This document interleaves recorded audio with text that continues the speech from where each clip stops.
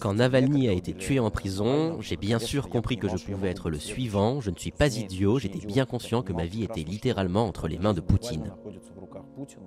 Ilya Yachine est l'une des figures de l'opposition à Vladimir Poutine. Cet homme politique russe de 41 ans a été emprisonné pendant 2 ans et demi pour avoir dénoncé sur sa chaîne YouTube les crimes commis par l'armée russe à Boutcha en Ukraine. Libéré le 1er août 2024 grâce à un échange de prisonniers entre la Russie et l'Occident, il a trouvé refuge en Allemagne. D'une part, bien sûr que je suis soulagé parce que je ne suis plus en prison.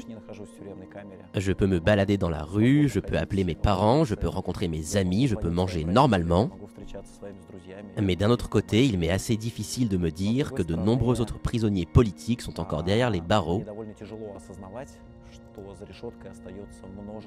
et que ces personnes peuvent mourir à chaque instant. J'ai été très surpris de voir de mes propres yeux ce que j'ai lu dans des livres écrits par des dissidents soviétiques. En fait, presque rien n'a changé dans le système pénitentiaire russe depuis le goulag. Ce système casse les gens, supprime leur volonté et les dresse. En février 2024, alors qu'il est en prison, il apprend par la voix de son avocat la mort d'Alexeï Navalny, la principale figure d'opposition à Vladimir Poutine, un homme que connaissait bien Ilya Yachine. Cela a été un coup très dur pour moi. Tout d'abord parce que Navalny était pour moi plus qu'une simple personnalité politique et publique. C'était un ami proche. Nous nous connaissions depuis plus de 20 ans. Je connaissais bien sa famille, je connais sa femme, je connais sa mère, je connais ses enfants. Navalny a joué un rôle très important dans ma vie, tout comme Boris Nemtsov qui a été abattu à Moscou en 2015.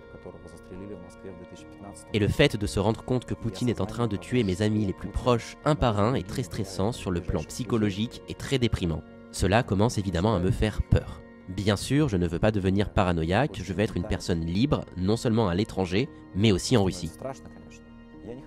Je prends la vie et la mort avec philosophie. Nous allons tous mourir un jour. J'essaie simplement de vivre ma vie d'une manière qui a du sens chaque jour et de faire quelque chose d'utile. Mes pensées, mon cœur et mon âme sont tous tournés vers la Russie. Et un jour, je reviendrai. Malgré son exil, son combat politique continue. Ilya Yachine a entamé une tournée européenne à la rencontre des dirigeants politiques et à ce titre, la mairie de Paris lui a remis la citoyenneté d'honneur de la ville de Paris. Vous savez, la citoyenneté d'honneur, en fait, c'est pour soutenir souvent des défenseurs des droits qui sont menacés dans leur pays. Quelque part, c'est montrer que Paris, qui est un peu la capitale des droits humains, les soutient. Et souvent, ça les protège un peu. Souvent, les citoyens d'honneur nous ont dit que quand on leur a donné cette citoyenneté, ça les protégeait. Alors, je ne sais pas si ça l'a protégé, mais en tout cas, un mois plus tard, il était libéré. Et c'était important aujourd'hui de lui remettre officiellement, puisqu'il est actuellement libre, dans les conditions que vous savez. Et c'est d'autant plus important qu'il a quand même choisi de mener un combat collectif qui est extrêmement courageux, parce qu'on sait qu'évidemment la Russie et le régime de Poutine doit guère apprécier qu'il se déplace partout, parce qu'il a annoncé qu'il ferait 41 déplacements, puisque quand il a eu 41 ans, il y a eu 41 manifestations dans le monde, et il veut donc répondre à toutes ces personnes qui l'ont soutenu. Et je crois que nous, c'est important. Vous savez, aujourd'hui, la situation dans le monde des défenseurs des droits humains n'est pas quand même très joyeuse. La Russie de Poutine, c'est littéralement aujourd'hui une dictature. Tous ceux qui s'y opposent sont emprisonnés ou doivent fuir. Et donc, il est important que la ville des droits humains soit aux côtés de